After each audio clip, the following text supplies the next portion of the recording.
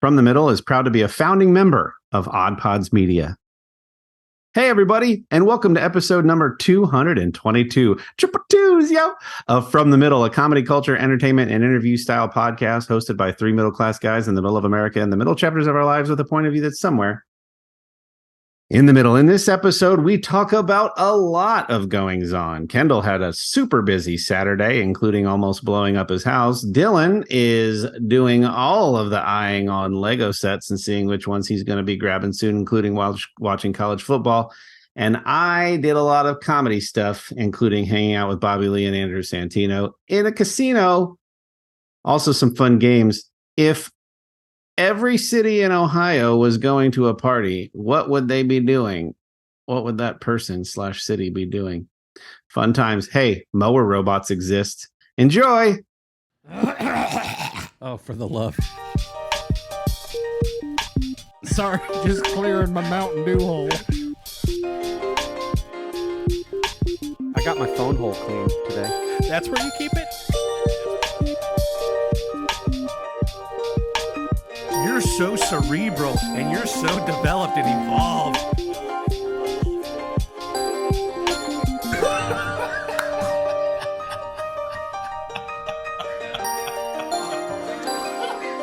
From the Middle after dark over here.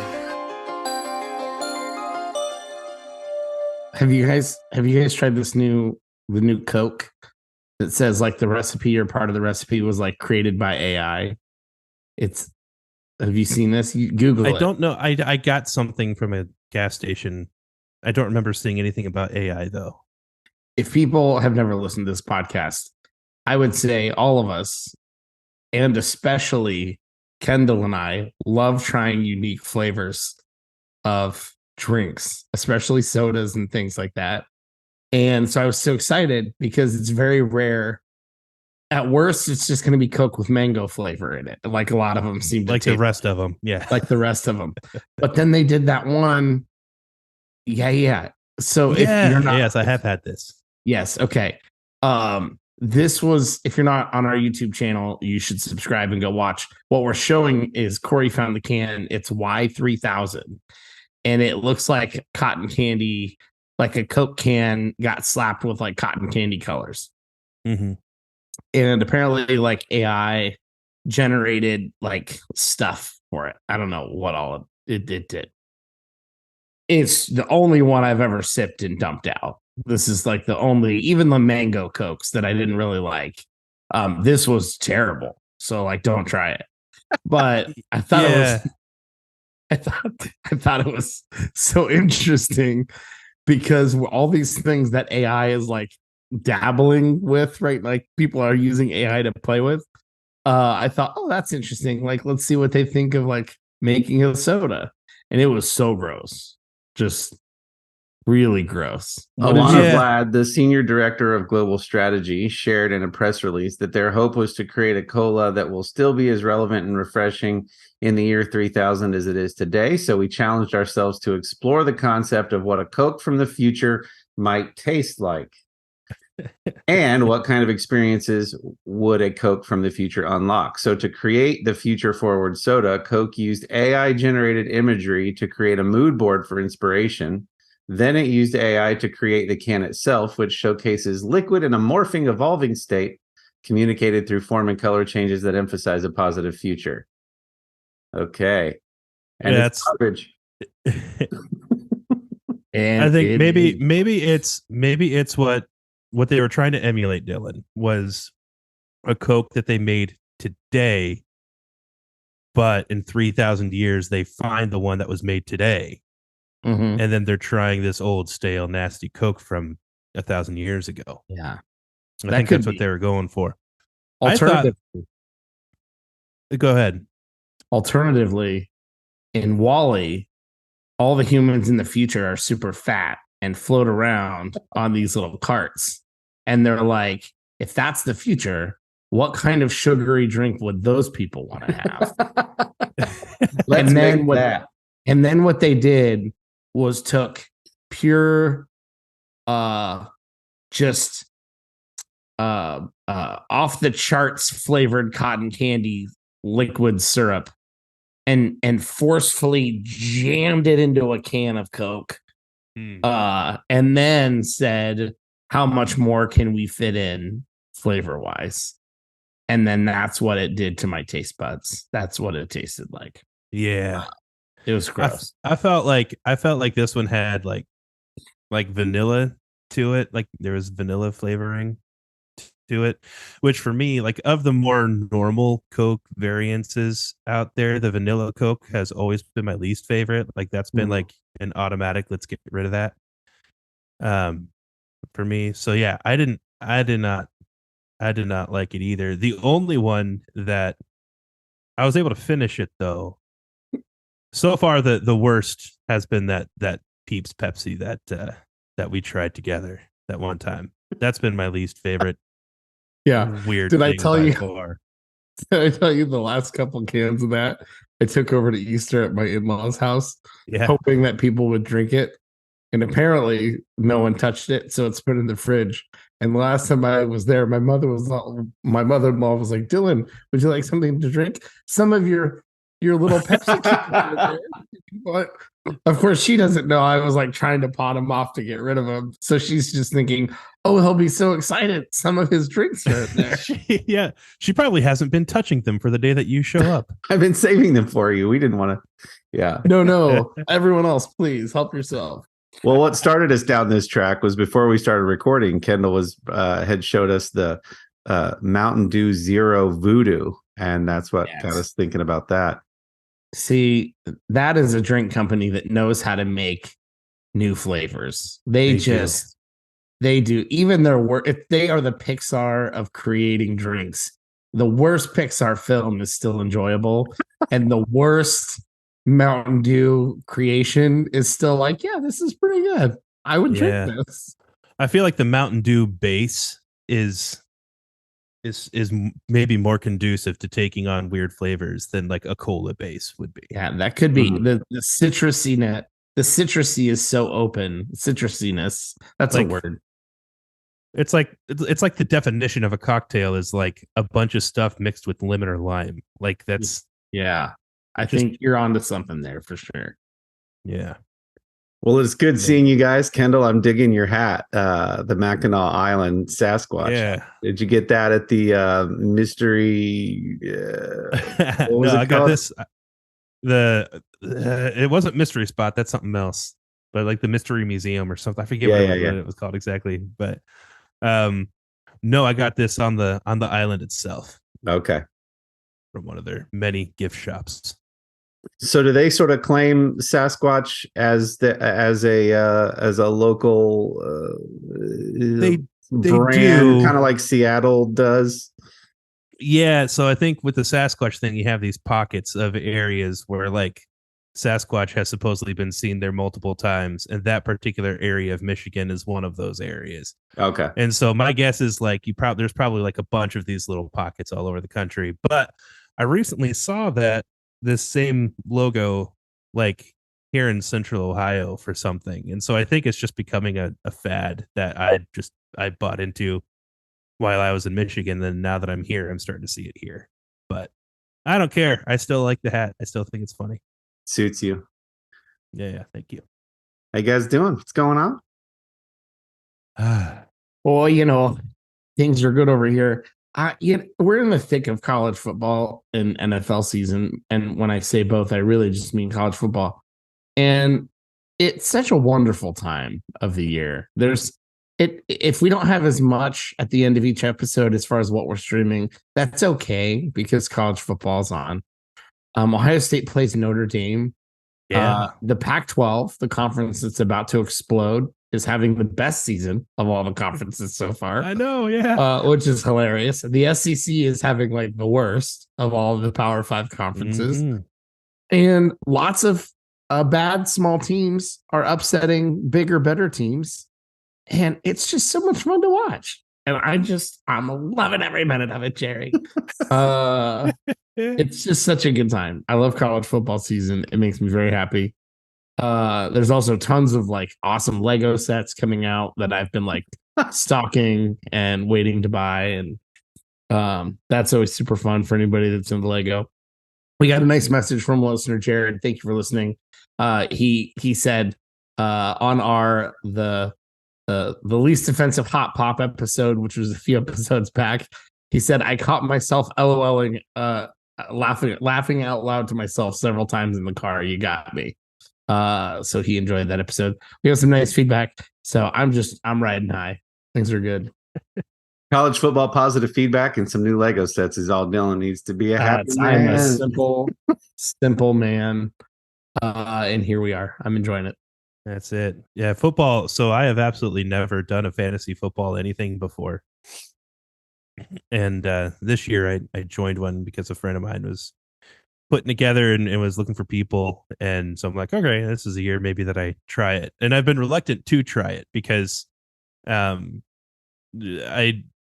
I envision myself going overboard with it. And I don't want to be like that guy who's like not doing stuff with his kids because he's too worried about his fantasy football team. Right. And so I don't want to be that wrapped up. I don't want to spend that much time like in between games doing research.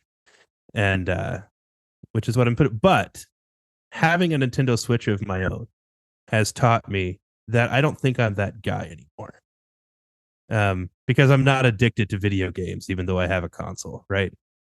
And so I went ahead and went for it. And sure enough, like I totally missed the draft altogether.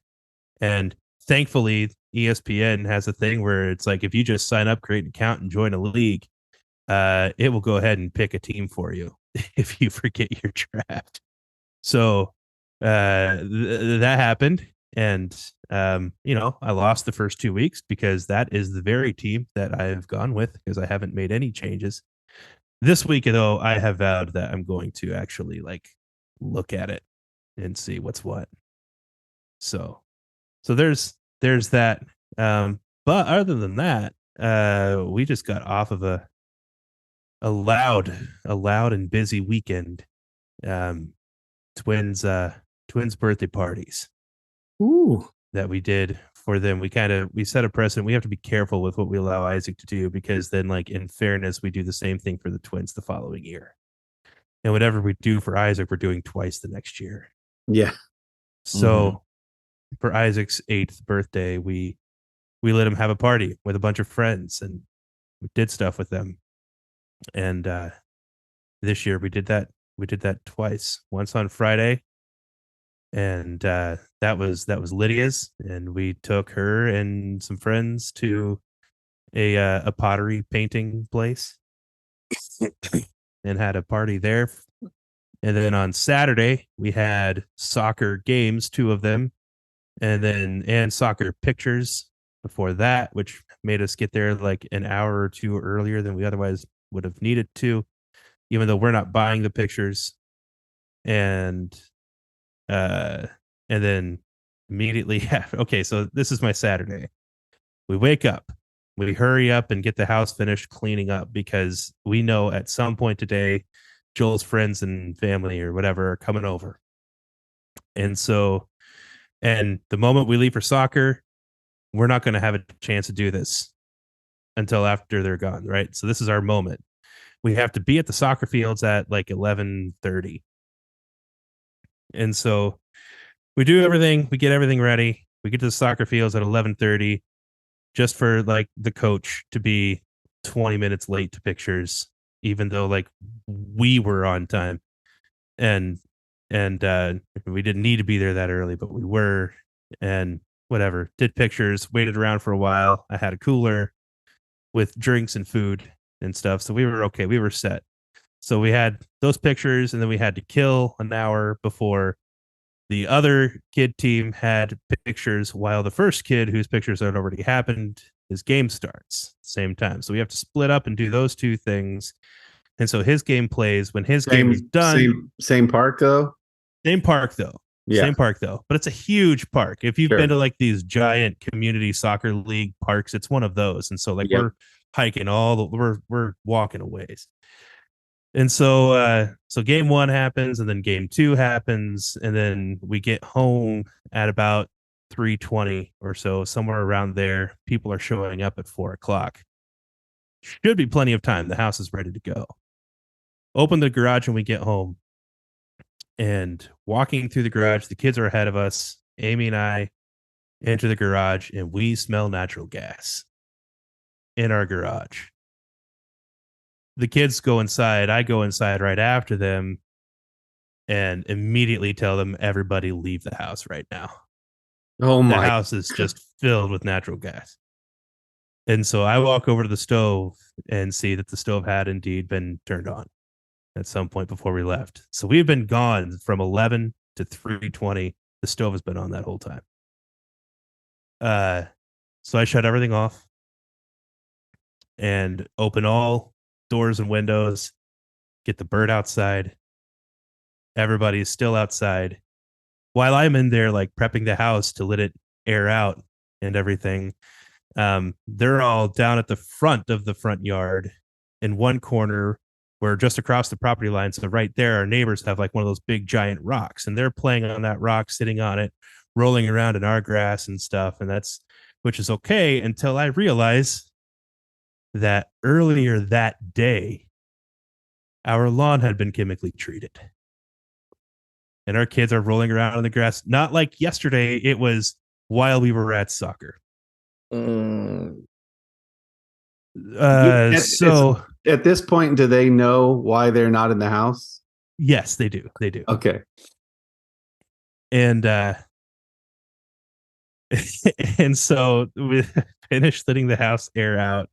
And then now all of these kids all three of our kids now have to go take showers because they were rolling around in the chemical grass before Joel's friends start showing up.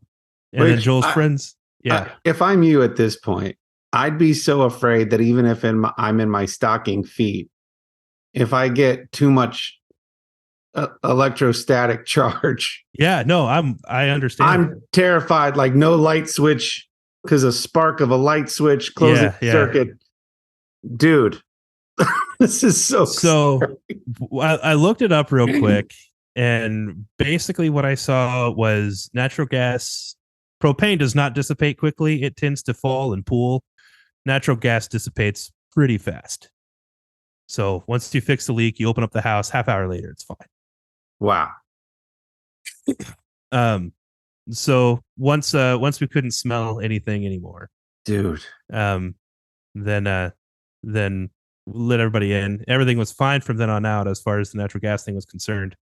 Kids showered real quick, and then Joel's friends start showing up. We take them to a trampoline park, and so which was good because nobody was in the house for all that long, and even though it probably would have been okay, but erring on the side of caution there, nobody was in the house for all that long.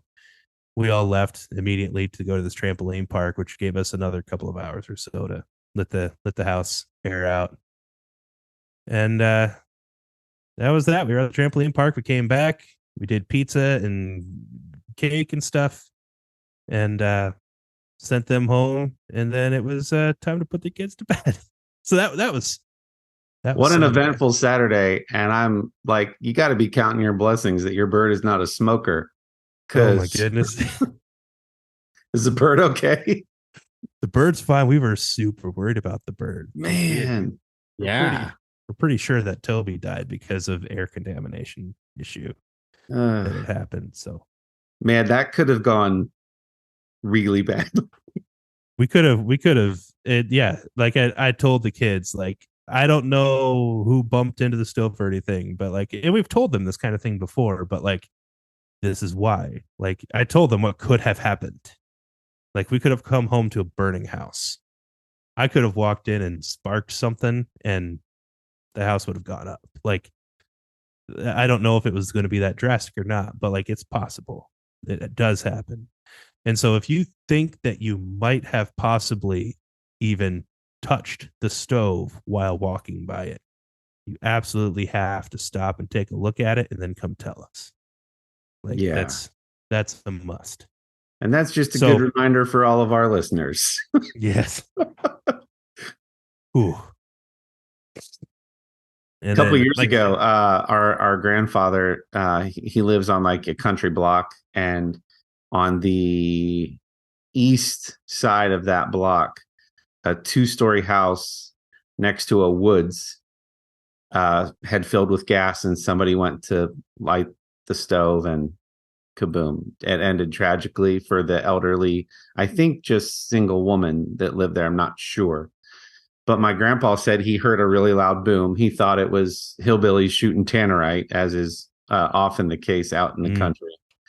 But then, like, envelopes and bills and papers started raining down onto his lawn from a mile, the country block over. Wow. Yeah. And then when you drove by that place, there's just like clothing 30, 40, 50 feet in these trees, possession, just like, so that could have been really bad.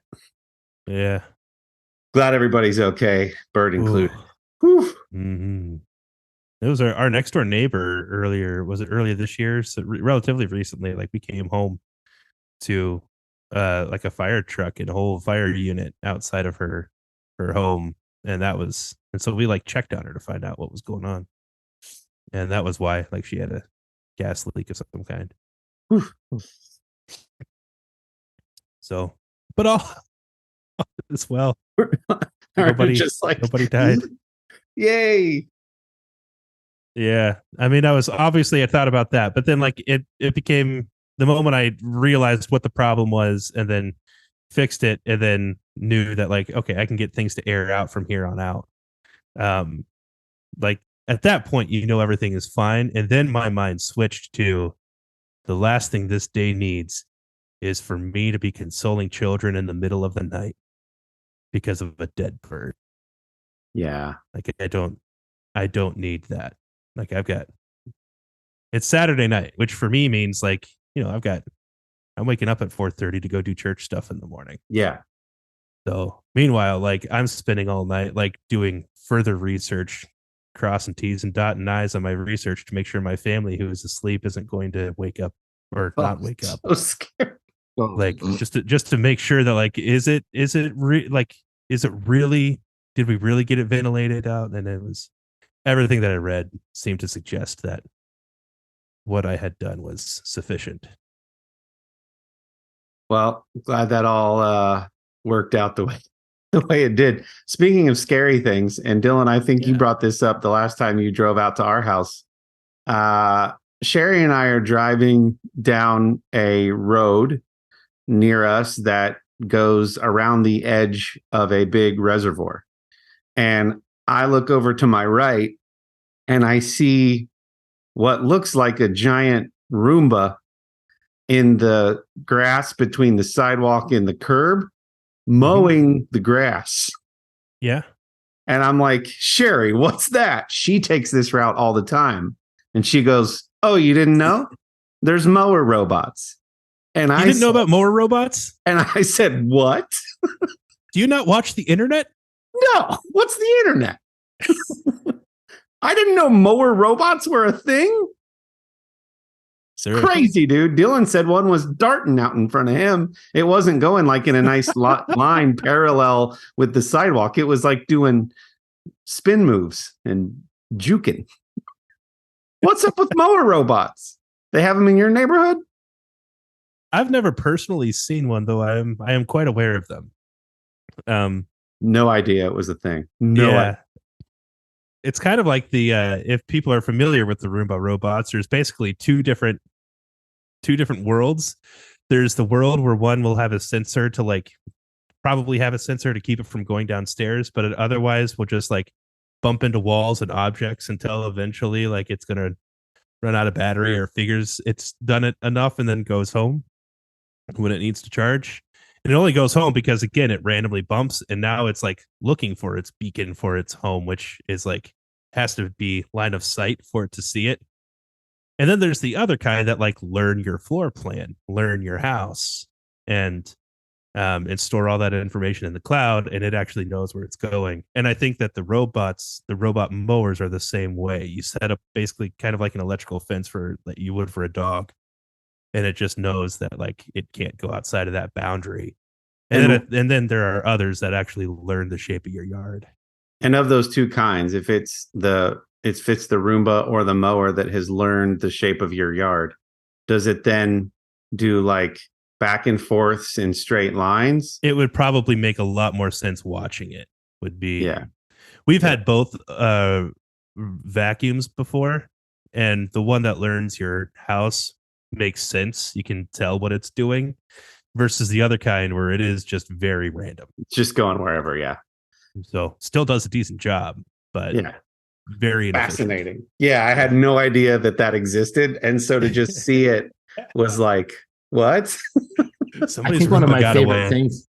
I think one of my favorite things with those is when the cat or a baby or a dog will figure out that it can sit on top of it, Yeah. like perch atop the Roomba, and then you just see it like spinning and going throughout the house, and that's the best. Yeah. Well, before the break, I wanted to ask you guys if you'd heard of something. We'll pivot from things new to things old. The Columbus Underground Instagram page has been doing something awesome that, quite frankly, I'm jealous we didn't think of first.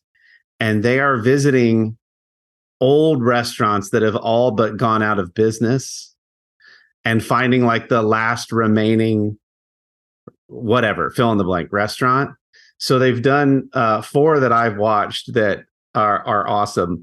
The first is a place called York Steakhouse on West Broad Street that has a total 70s vibe. I'm going to share a video now. I'll skip the audio, but you can just see this guy going in, like the menu on the wall of all the different platters you can get, like buffet style steakhouse. The floor, the panel, the paneling. Get yourself a piece of pie while you're there. 1 plate per trip, please. Look at how many people aren't there. Anyway, so they did York Steakhouse on Broad Street. They found a Rax in Lancaster, Ohio. Wonderful. Arthur Treacher's Fish and Chips, which I didn't know was a thing. They found one in Cuyahoga Falls. And then, this takes me back. A Ponderosa. Apparently, there's one on South High Street in Columbus that's one of only 17 left in the U.S. Wow. I think doing vlogs of that has to be such a fun and interesting thing. So shout out to Columbus Underground. If you need help going and checking out some new spots. Have you guys heard about that? Does that sound like something you would like to do? If so, what old-timey place that's all but shut down would you like to visit? I'm thinking Ground Round. Do you remember Ground Round? Never heard of Ground Round. Fuddruckers. Fuddruckers. You just are wanted you guys, to say... Are you guys familiar with the Isley shop? No. No? Okay. It'd be very similar to a Friendlies, which would be another one, I guess, by the way. Friendlies. Perkins was our family's like breakfast lunch place of choice after church on Sundays was to go to Perkins. Yeah.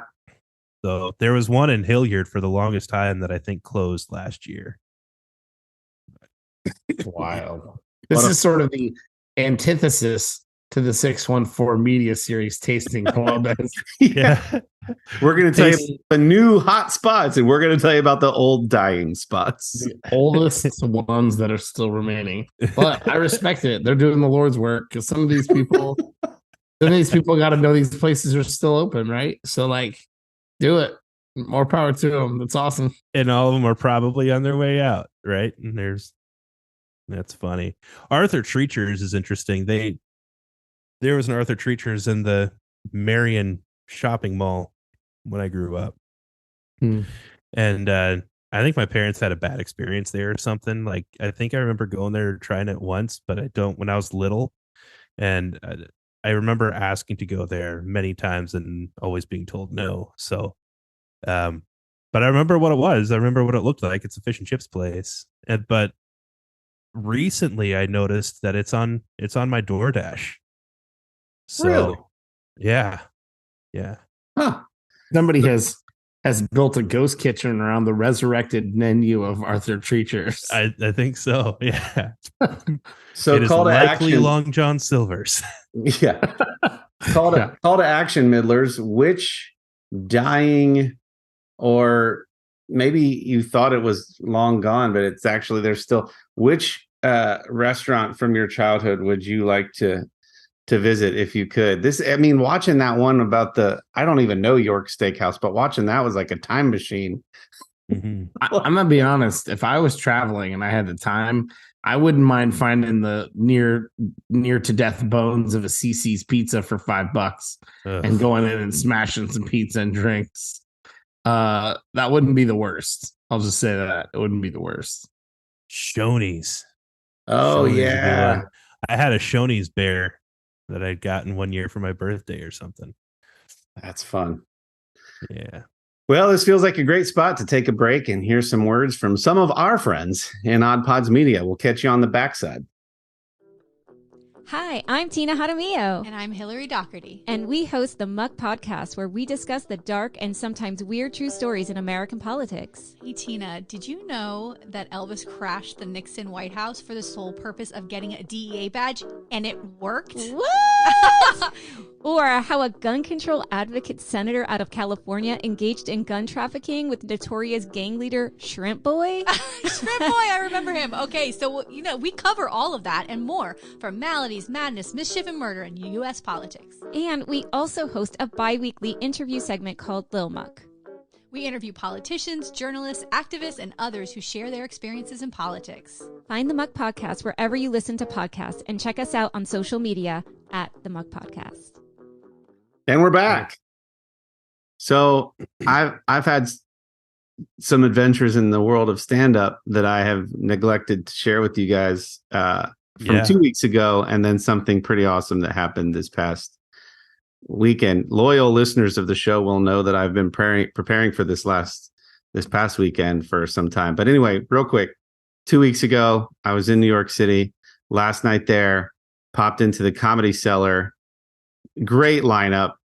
Had a lot of fun. Shout out to, I think it's Nathan McIntosh, was a guy that I hadn't heard of that I thought did terrific. Had a lot of fun. Dave Attell was the headliner that night. And if you watched any Comedy Central in the early aughts, Dave Attell.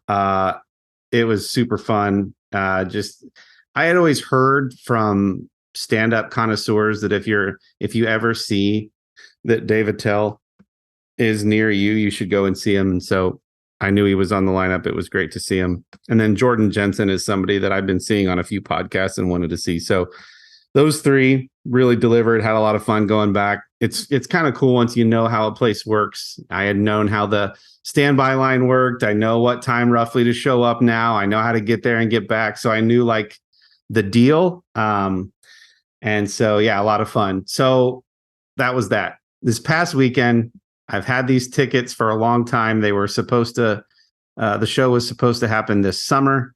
That got postponed until this past Friday.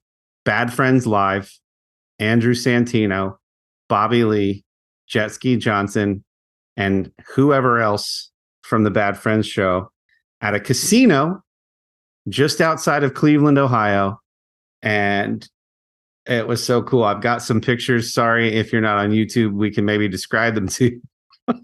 Let me know when you guys can see. You got it? Got it. All We right. see it. Center stage there. Yeah. So this The was name of the comedy club, I presume. This was the view from the casino, looking into the line, I guess, for the main thing. I'm going to share this real quick. Tell me if this pops up. Do you see anything there? I'm still looking at center stage. Center All right. stage. Let me stop this. I'll come right back. I'm going to show you guys a quick video of. Now, do you see a video? Yes. So I had Yes. purchased tickets, regular general admission tickets, picked a seat, reserved seating, but I also paid a little extra for a meet and greet. So this is the line for the meet and greet. I am now in the auditorium. There's maybe 8 people in front of me, and I would guess a total of 65, 70 people. But that's the inside of the place. Okay. Going back to the photos now. All right, so This was just the scrolling marquee of their logo up on the screen, getting super hyped. I had prepared some fan art for them that I put in nice 11 by 14 frames, one for Bobby, one for Andrew. It was a drawing of a reference, a nod to something silly they had mentioned in a previous episode. And then I had made some extra prints thinking if I'm lucky enough, I'll have them sign one for me for sure. Maybe a few others that I could sell to other Bad Friends fans, not sure, but I was just like, I don't want to be greedy, so we'll see what we can get. So you saw the line. So here's me standing with Bobby and Andrew. They're like, oh, crazy. They very much have a look of, this is the 40th person. Well, here's a crazy guy who brought us gifts. I'm getting Brian Hartline vibes from both of them. So here's why they're looking at me like this. Okay, Andrew has a very, very unimpressed look on his face, and Bobby just looks confused. So I told you guys I was the 8th or 9th person in line, which was good. So they weren't tired of the meet and greets yet. Right. Yeah. But I told you guys episodes back, I'm like, I need like an opening line that's like not the same thing that everybody says. I want to stand out. This is before I knew for sure I was going to prepare artwork. So I thought my only like way to like stand out or be memorable to them would be to say something interesting. So here's what I came up with. Oh, no. You should have vetted this with us. It's by so the way. it's so cringy. Talk to us first, man.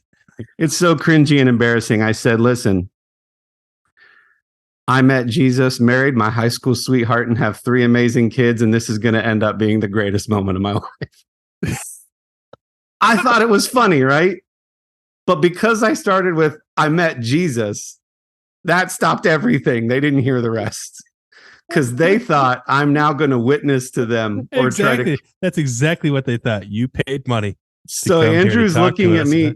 Andrew, a pretty open atheist, is looking at me like, what's this guy saying?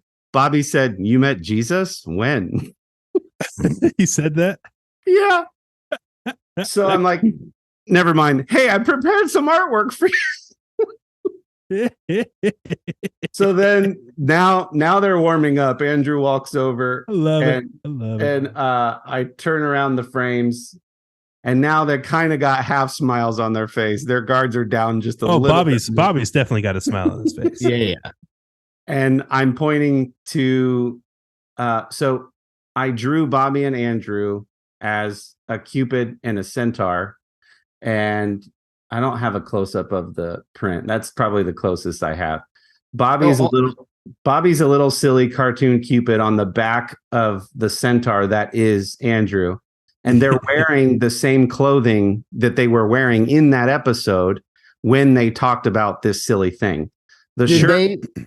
Did they immediately know the reference, or did you have to like remind them? No, they knew, but I added to it by saying, because when they talked about this silly concept in the episode, back in that episode, Bobby said, oh my gosh, someone has to make art or a t-shirt design of this. He said that in the episode. And to my knowledge, I've done some scouring through fan pages and stuff. No one had done it yet. So I was like, all right, I'll do it. But I'll draw them in the style that their faces are drawn on the logo of their podcast. Okay. And I also then did the clothing that they're wearing in the episode. The shirt that Andrew has on says Ciro's Hollywood. Ciro's Hollywood was the nightclub that the Comedy Store now is at. Okay. So in this photo, I'm pointing to Andrew's shirt, and he goes, "You know what Ciro's is, right?" And I'm like, "Yeah, it's the Comedy Store." He goes, "Yeah, cool." So like, I knew the trivia. So then I said, "Hey, would you guys mind signing one for me?" I've now taken much longer than the 7 or 8 other people in front of me. They walked in, got their picture, and left. But because I had art and stuff to give them, I feel like I got some extra time with them. Sure. So at this point, this is like my favorite part of the whole thing. So while Bobby is signing, I take the opportunity to say, so Bobby, I was at the Comedy Store about a month or so ago with my wife. And at the end of your set, I handed you a note. And he goes, "Yeah, you sat in the front row, right?" And I go, "Yeah." And he goes, dude, I took that note back to the green room and read it to the other comics. He's like, that made me emotional, man. I remember that.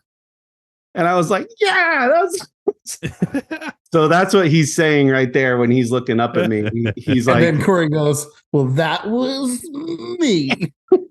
yeah. So he's like, dude, I remember you. Yeah. Yeah. You sat in the front row. Yeah. So now I'm trying to play it cool, but I'm totally not being cool at all. So then here's them signing and me doing more talking. And it does. And then so I drew Bobby as a little Cupid cherub thing, and Cupid cherubs are usually drawn naked, and Bobby likes to be naked. So I drew him naked with a little, so he circled it and wrote, really? You can see that there. And well, then I think the only reason he said that is because even as a non-artist, you realize this guy has a really big screen and was zoomed in really close on that part, paying lots of attention to the detail in that area. And even as a non-artist, you know that happened. So, dude. So I'm guessing I had about 4 or 5, 6 minutes with them. And by the end of that time, they knew I wasn't going to try to convert them to Christianity. And they had put their guard down. So we ended with this photo where Andrew's making a big happy face and Bobby's doing a little half smile. And then just as extra, I wore my Comedy Store hat and they signed it for me. So that was pretty cool. That's great. So that was all before the show.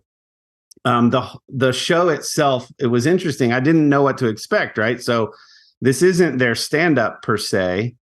This is Bad Friends Live. So it's the show that is the podcast on tour. But I also know that they're not recording podcasts live at each of these places. They've gone to 30 some cities. So I knew that they weren't going to be recording episodes. So I really didn't know what to expect. So what it was Juicy started and she did about 10 or 15 minutes of stand up. And then Andrew came out and he did about 20 minutes of stand up. Then Bobby came out, he did another 15 or 20 minutes.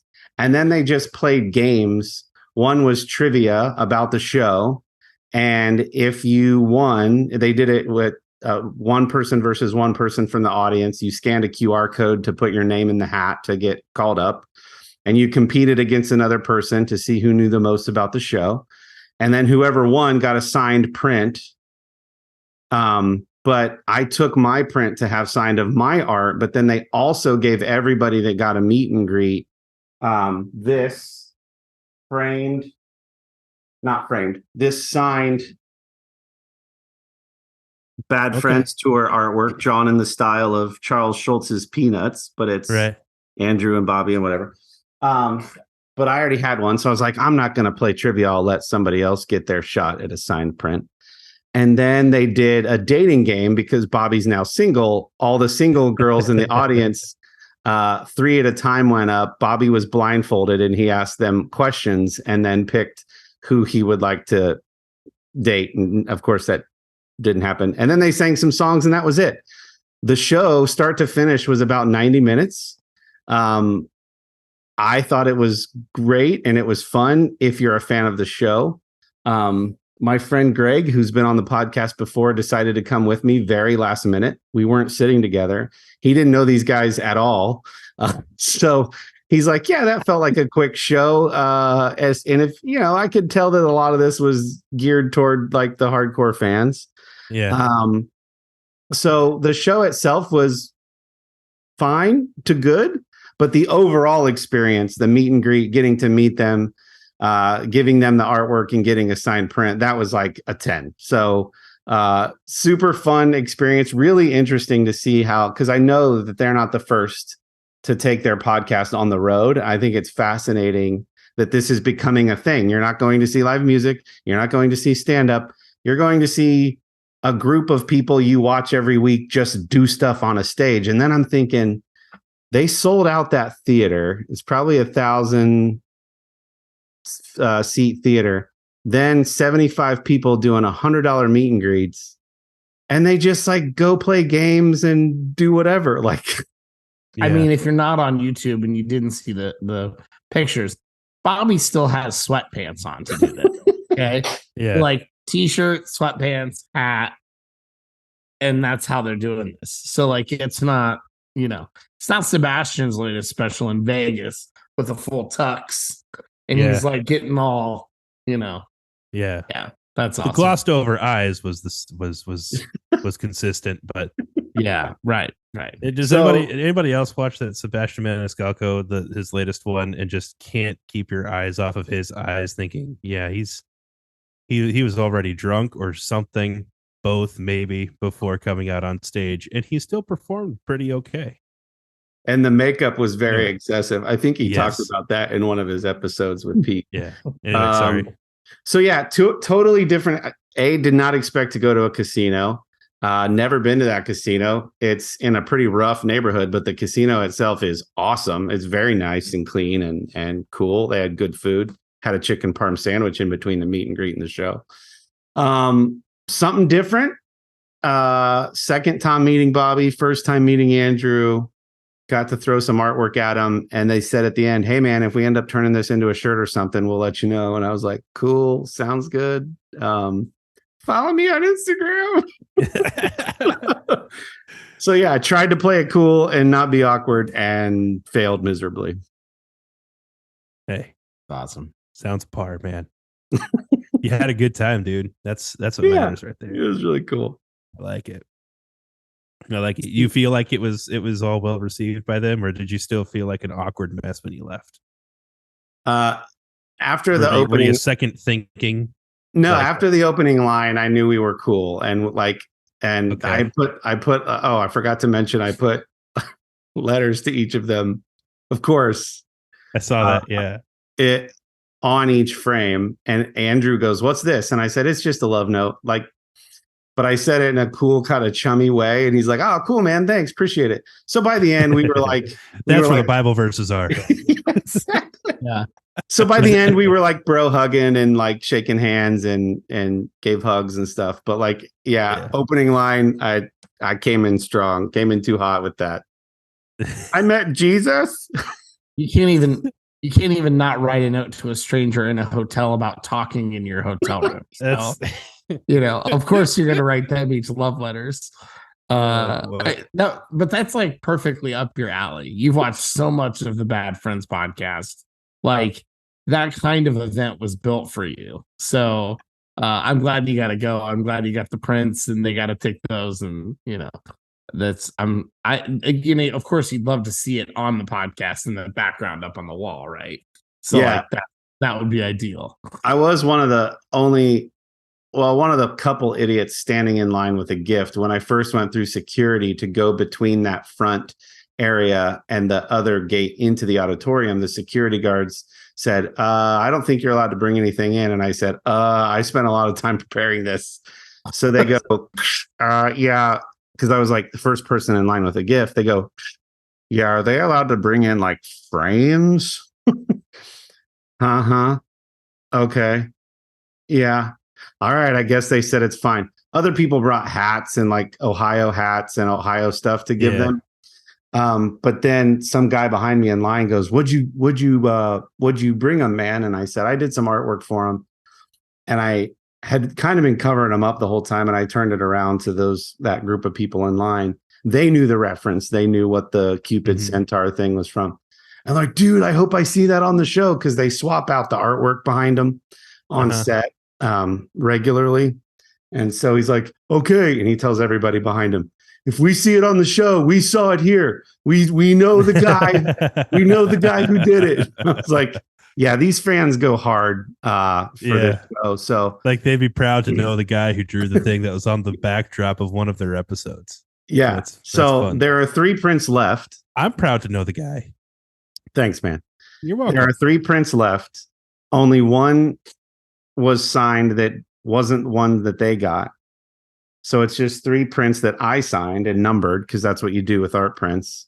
And I'm like, I'm going to go on the Bad Friends podcast Facebook fan page that's 10,000 people and say, 3 of these left. Andrew, Bobby, and myself have the other 3. For sale. DM me. So we'll see what happens. Love it. It was a good time. So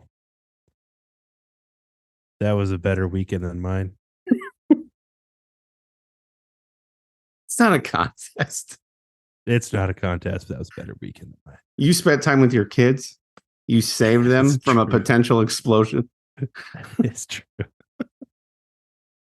I could have told that story in a much more interesting fashion, couldn't I? So there we were. There we were. The smell of sulfur in the air. So that was Friday, September 15th. The next day, the 16th, was my wife and I's 20th anniversary. I feel like I have to mention that. Happy anniversary. So did I say 20th? 19. Next year's 20. Oh, oof. I knew. Ouch. Sorry. I don't think you're going to make it to that 20th, man. Sherry's idea of a great way to spend our anniversary was watching college football at home and not doing too much, because it wasn't the 20th year. If it were year 20, we would have done something a little more special. Are you sure? Yeah, sure. Mm-hmm. Okay. So, and then sure.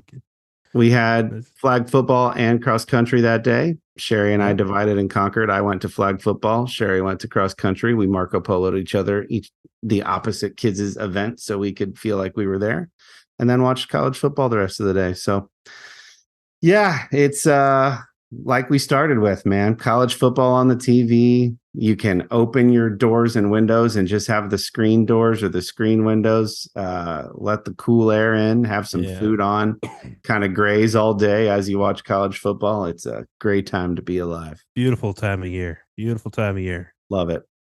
It's interrupted by kids' soccer games. But other than that, other than the kids' soccer games, I want to ask, in the spirit of having fun and being from the Midwest, do you guys want to take a few more minutes to go through a very short, funny post that I found? Of course. 100%. We have time. Okay. Yeah. So let me check. Yeah, there's time.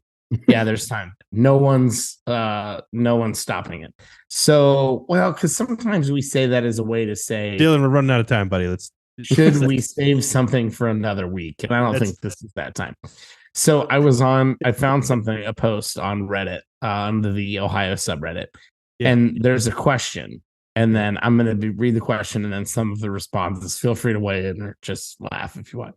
Okay. Pretend Ohio is having a house party and every Ohio city is invited to attend.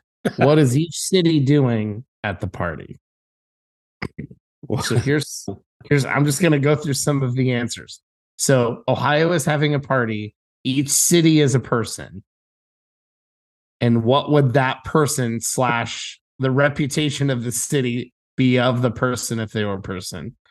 And what are they doing? The top response, because this is Reddit, you can not only comment, people can arrow up or arrow down the responses that they like, right? So the top one, Athens and Bowling Green are already passed out in the street. 100%. Yeah. Okay. Yeah. The comment to that, it's from the green beer that Oxford brought. All right, so that's one. Medina is yelling at people for drinking Bud Light. You like that one? Marietta is standing alone at the edge of the property, tossing rocks in the creek, acting all quiet and brooding, but it's really just hoping someone comes over and says hi. There's Marietta. Interesting. When I think of Marietta, I think of hunting. Think of hunting. That's that's kind of the brooding, quiet and brooding. Quiet brooding. Hunter gets invited to the party. Hunter wants to get left alone. Yeah, but okay. All right, let's see what I think. Chillicothe is in the parking lot stealing catalytic converters. Oh, snap. Lancaster is nervously waiting in the getaway car. Cincinnati keeps trying to get everyone to eat the chili they brought. I knew it had to be chili related. Yeah. That they're so proud of. Yeah, and asking everyone. My wife is from Cincinnati, and I tell her all the time that like people in Cincinnati are are like a lot of people from places are proud that they're from those places. People in Cincinnati are like super uber all about the Cincinnati things, to the point that like they claim they invented all kinds of stuff. Like, yeah, Cincinnati, yeah, that's or chili on a hot dog. That's a Cincinnati thing. Like, that's us. Like, the whole world thinks of Cincinnati when they think of chili on a hot dog. Like, well, you realize that like Detroit and other, no, it's a Cincinnati thing. Trust me, it's a Cincinnati thing.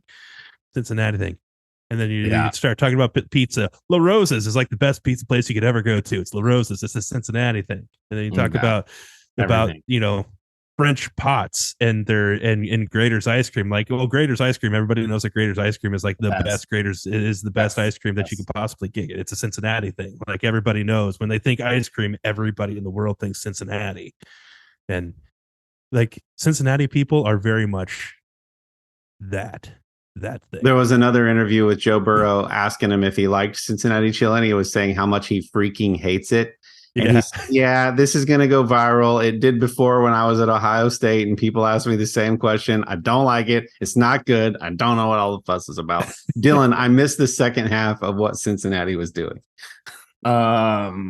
Cincinnati keeps trying to get everyone to eat the chili they brought and asking everyone where they went to high school. Yeah.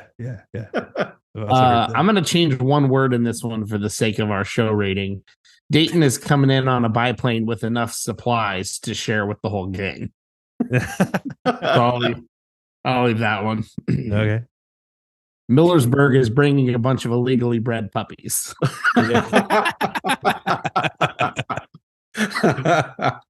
Oh, Ohio people are loving this. Everyone else is like, what's going on?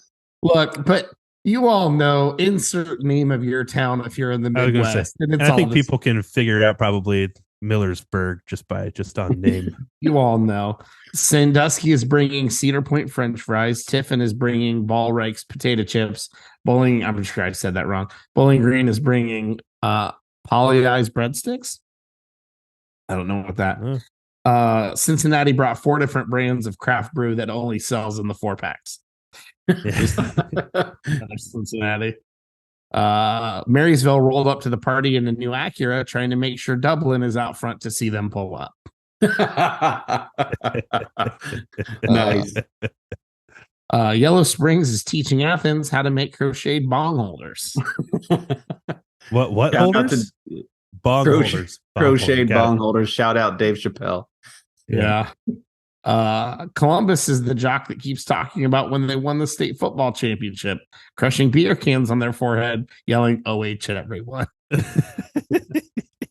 Yeah, not bad. Hilliard is texting people already at the party to see what Dublin is wearing so they can dress to match. Let's see. Everyone seems to be scared of Canton, and Massillon keeps trying to pick a fight with him. Oh, geez. That was good. Toledo's bringing Paco's. Oh, yeah, Tony Paco's.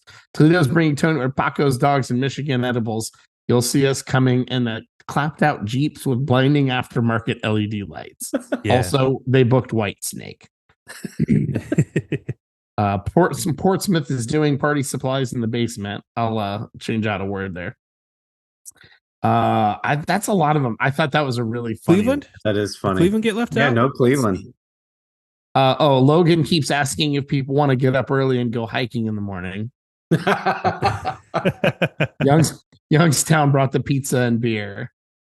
I want to make sure. I would assume like a mafia reference for Zanesville.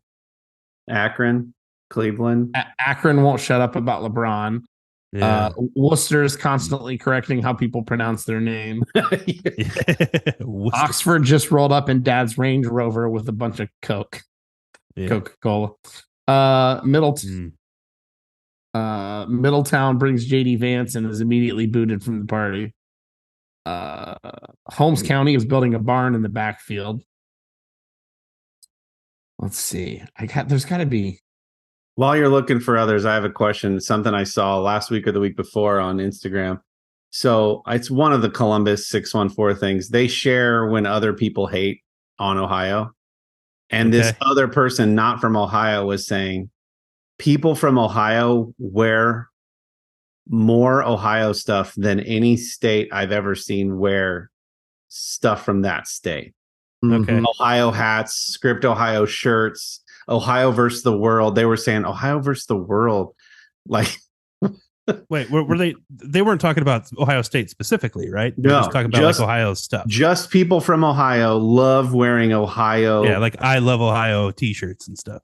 Ohio hats, Script Ohio shirts, Ohio versus the world. Not just sports. Just, do you guys feel that's true?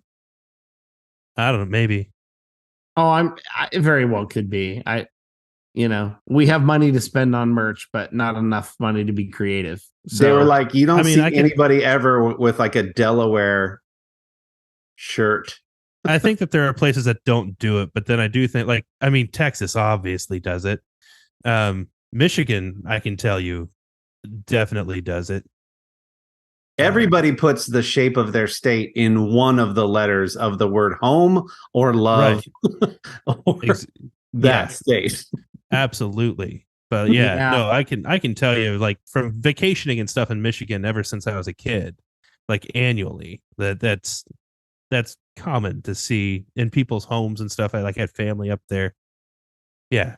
I'll find the video. I'll find the all video kinds and of post things. it to our Facebook group. I'd be curious what people. Ohio wants more recognition and tends to feel more important than it is, but then doesn't want anyone to move here. So it's like you can't have it both ways. Like pick your lane. All the random towns in Northwest Ohio, like Van Wert, Defiance, and Lima, accidentally went to a party in Indiana. Cleveland brought its guitar, but nobody cares. Anyway, here's Wonderwall. East Liverpool and East Palestine are showing up in Pittsburgh Steelers attire and are being made fun of. Piketon is positively glowing, as in it's literally glowing from all the radiation. Oh, That one feels too soon. Cleveland is in the parking lot stealing Kias and Hyundais. I mean, okay. It's fun. Yeah, so that was a good list. I felt like a lot of those were spot on for how dumb of a question it was. It felt like a bunch of good responses. I like it. Yeah. Hopefully, that's a perfectly good list that offends everyone, and hopefully everyone enjoyed it because I thought it was funny. The internet can be a fun and informative place, and now I know mower robots exist. That's right. Thanks for tuning in for another awesome episode of From the Middle. We love hanging out with you guys, and this is only fun if you interact with us. So we would appreciate you doing so via one of the many ways, the many channels that we have made available in the description of this episode. Hit the LinkTree, and you can reach out to us via telephone, call, text, or voicemail. You can email questions, thoughts, ideas for episodes. Hit us up on any of our social channels. We would love to hear from you. Comment below, like, share this episode with a friend, see if they agree with Dylan's list of what Ohio cities would be doing at the Ohio party. And we'll catch you on the next episode of From the Middle. Thanks from also Artius Man, the middle at artiusman.com, ARTIUSMAN.com. 25% off your first order when you use promo code the middle. Get some great men's grooming stuff, some great candles. Holidays are coming up. You'll want to do that. Thanks again. Love ya. Bye. Bye. Thank you for being a bad friend.